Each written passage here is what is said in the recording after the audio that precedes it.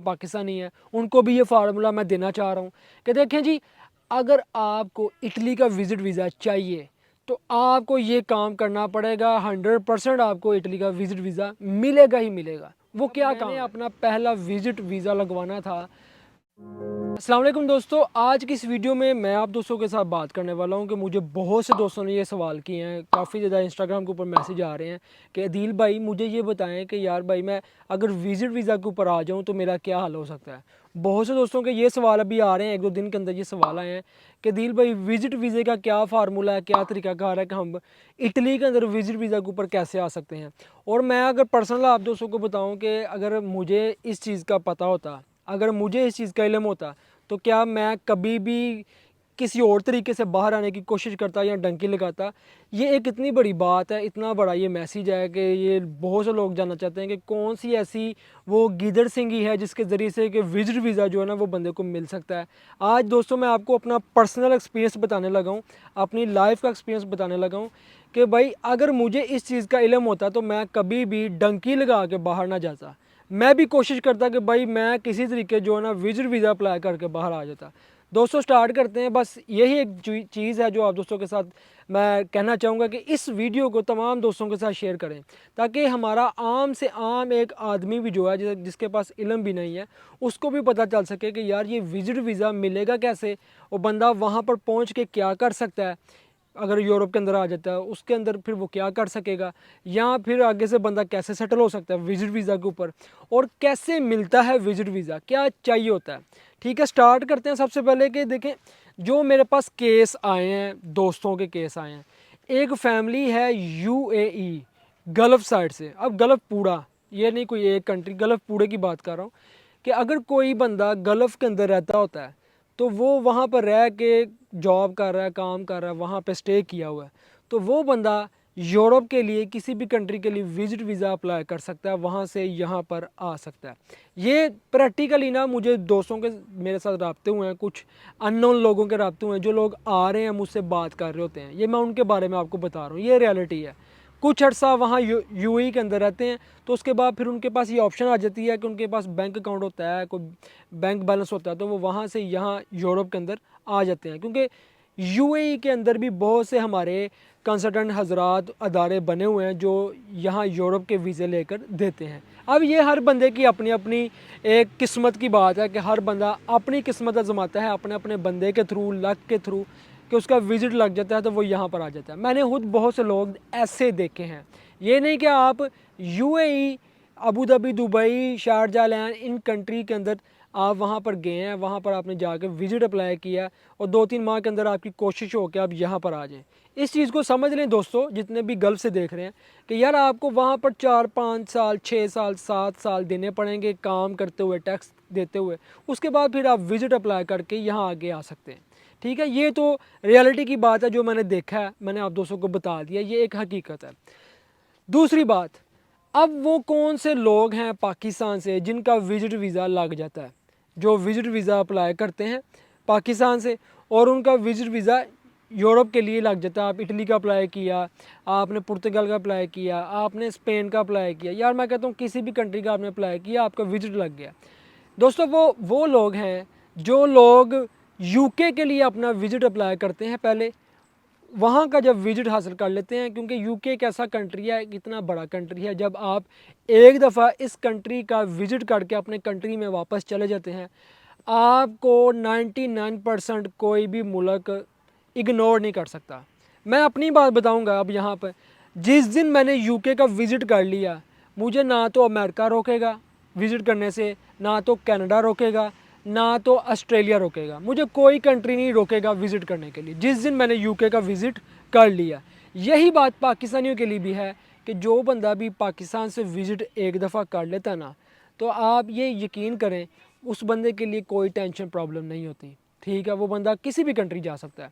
अब यहाँ पर एक सवाल ये है कि एक पाकिस्तानी बंदा या एक किसी भी कंट्री से, इंडिया से है, बांग्लादेश से, नेपाल से है, वो बंदा दोस्तों कैसे विज़िट अप्लाई कर सकता है, उसको क्या क्या चाहिए। पहले नंबर पर बात कर लेते हैं चीज़ों की। आईडी कार्ड है, पासपोर्ट है, आप जहाँ पर काम करते हैं वहाँ पर आपका टैक्स जा रहा हो, आपकी बैंक स्लिप हो, आपके पास बैंक अकाउंट हो, आपके पास बैंक अकाउंट के अंदर अच्छे भले कम से कम 30-40 लाख रुपए पड़े हों, इतने पैसे हों, ठीक है। उसके बाद फिर आपकी ट्रैवल हिस्ट्री हो। ये दोस्तों बड़ी ज़रूरी चीज़ है। अब यहाँ पर कुछ चीज़ें समझ लेते हैं, जितने भी हमारे पाकिस्तानी आम से आम पाकिस्तानी हैं उनको भी ये फार्मूला मैं देना चाह रहा हूँ कि देखें जी, अगर आपको इटली का विज़िट वीज़ा चाहिए तो आपको ये काम करना पड़ेगा। 100% आपको इटली का विज़िट वीज़ा मिलेगा ही मिलेगा। वो क्या काम है? अगर आप आम से आम पाकिस्तानी हैं, सबसे पहले आपको तुर्की का विज़िट अप्लाई करना पड़ेगा। आपका 5 से 6 लाख रुपए लगेगा, एक हफ्ते 10 दिन का विज़िट वीज़ा। फिर आपको अज़रबैजान का विज़िट अप्लाई करना पड़ेगा, 5 से 6 दिन का, 4 लाख रुपए पक्का लगेगा, 10 लाख रुपए हो गया। फिर आपको दुबई का विज़िट अप्लाई करना पड़ेगा, 4 से 5 लाख रुपए ये लग जाएगा, क्योंकि 1 महीने का विज़िट होता है या 2 महीने का, 15 लाख रुपए हो गया। फिर आपको एक और कंट्री का विज़िट अप्लाई करना पड़ेगा, मलेशिया का, 5 लाख रुपए वो भी कर लें, एक हफ्ते 10 दिन 15 दिन का, ठीक है, 20 लाख रुपए हो गया। आपका दोस्तों सबसे पहले लगेगा 20 लाख रुपया। अगर वो 20 लाख रुपए आपके पास नहीं है, लेकिन आपने कहीं ना कहीं से करना है, जब ये आप दोस्तों 20 लाख रुपया लगा लेंगे, आपके पासपोर्ट की वैल्यू बन जाएगी। फिर उसके बाद ये होगा दोस्तों, आप फिर अप्लाई करेंगे इटली के लिए। अच्छा, यहाँ पर ना फिर आप जब इटली के लिए अप्लाई करेंगे, फिर उसकी भी फ़ीस है। फ़ीस है 55-60 हज़ार रुपये वीज़े की फ़ीस होगी, और जो टिकट है वो 3 लाख रुपए तक होगी, और उसके बाद कुछ और पैसे लग जाएंगे, यानी कि कुल मिला के आपका 7-8 लाख रुपए इटली का भी लग जाएगा। दोस्तों आपका 28 से 30 लाख रुपए सारे विज़िट करके, और तकरीबन साल 1.5 साल का टाइम लग जाएगा, फिर आपका इटली का विज़िट वीज़ा लग जाएगा, ठीक है। अब इसमें भी क्या चीज़ है दोस्तों, आपको किसी एजेंट के पास जाने की ज़रूरत नहीं है। आपको सबसे पहले करना ये होगा, आपने पहला जो वीज़ा लगवाना होता है ना, वो ज़ाहिर है आप खुद तो लगवा नहीं सकते। अब मैं खुद अपना पर्सनल बताता हूँ कि जब मैंने अपना पहला विज़िट वीज़ा लगवाना था दुबई का, तो मैंने उसके लिए एक कंसल्टेंट से बात की थी, एक कंसल्टेंट से रब्ता किया था, एजेंट से। ज़ाहिर है पहला वीज़ा तो कोई भी बंदा खुद अप्लाई नहीं कर सकता। एक दफ़ा आपको बाहर की कंट्री में जाने के लिए एक दफ़ा ज़रूर आपको कंसल्टेंट से रब्ता करना पड़ता है, और ये हकीकत है। आप जब एक दफ़ा उनसे रब्ता करते हैं, वो क्या होता है कि आपका एक बिहाफ बन जाता है, आपका एक, वो कहते हैं मेरा मेरा व्यार बन गया, वो कहते हैं मेरा तल्लक बन गया अब। तो वो बनाने के लिए, आपने अपना स्टेटस बनाने के लिए एक दफ़ा आपने किसी न किसी एजेंट या कंसल्टेंट से रब्ता ज़रूर करना होता है, ताकि वो आपकी गारंटी लें और आपको विज़िट वीज़ा दें। गारंटी ये होती है कि ये बंदा विज़िट पर जाएगा, वहाँ से फिर वापस आ जाएगा। तो मैंने जब दुबई का लगवाया, मैं गया, 1 महीने का विज़िट था, फिर वापस भी आ गया, मेरा व्यवहार बन गया, ठीक है। अब दोस्तों जब मैं दुबई से वापस आ गया, तो फिर वापस आके अब यहाँ पर मेरी स्टोरी स्टार्ट हो जाती है। अब मैं आपको बताता हूँ कि अगर मुझे इस बात का पता होता तो मैं कभी भी डंकी ना लगाता, मैं 100% विज़िट अप्लाई करके बाहर जाता। वो ये है दोस्तों कि मैंने कोई बंदा नहीं छोड़ा पाकिस्तान के अंदर, कोई अपने अजीज़ो अकारब नहीं छोड़े जो पहले से बाहर थे, कोई कंपनी नहीं छोड़ी। दोस्तों मुझे विज़िट वीज़ा बिल्कुल भी नहीं मिला। मैंने दुबई का भी विज़िट करके आ गया, लेकिन मुझे यूरोप का विज़िट वीज़ा नहीं मिला। उसकी वजह ये है, मेरे पास तो पैसे ही नहीं थे, मेरे पास तो बैंक बैलेंस ही नहीं था, ठीक है। मैं तो फैमिली से स्ट्रॉन्ग ही नहीं था, मतलब मेरी फैमिली स्ट्रॉन्ग नहीं थी, वो बहुत ज़्यादा पैसा नहीं था, कोई पीछे कोठियाँ कारें बंगले नहीं थे। यार मुझे विज़िट वीज़ा किसने देना था, ठीक है। आप ये बताएं दोस्तों, विज़िट वीज़ा कोई मजाक नहीं है। एक कंट्री आपको विज़िट वीज़ा तब ही देता है जब आपके पास अच्छा भला सासा होता है, कारोबार, बैंक बैलेंस।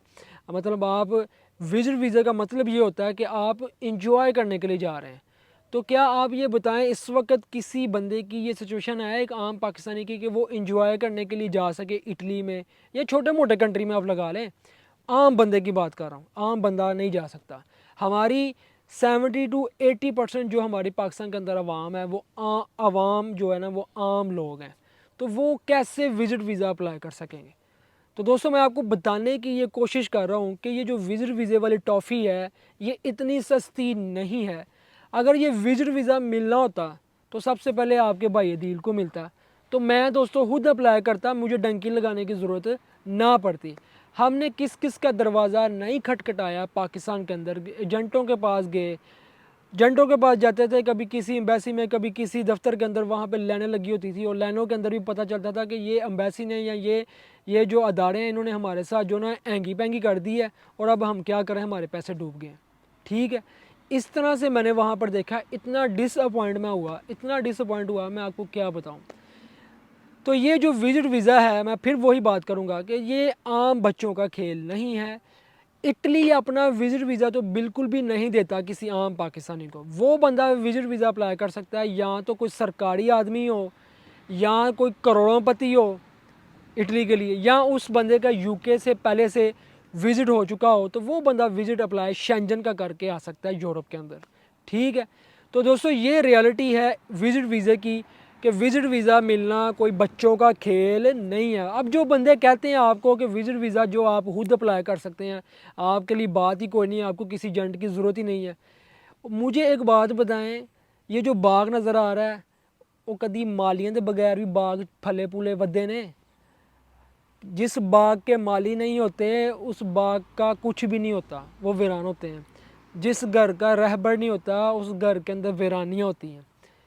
ज़िंदगी में कभी भी कोई भी आप अदारा देखेंगे उसको संभालने वाले लोग होंगे, कोई घर देखेंगे उसका ज़िम्मेदार एक फ़र्द देखेंगे, कोई कोई आप मुआशरा देखेंगे उसके ऊपर कोई एक लीडर देखेंगे। ठीक है, बग़ैर सुपरविज़न के, बग़ैर किसी हेड के ज़िंदगी में कामयाबी नहीं है। आपने कोई भी वीज़ा लेना होता है, कोई भी कंट्री में जाना होता है, उसके लिए आपको गाइडेंस और आपको पहली दफ़ा के अंदर आपको एक अच्छा कंसल्टेंट, एक अच्छा अदारा चाहिए होता है जो आपके लिए ये सारे काम कर सके।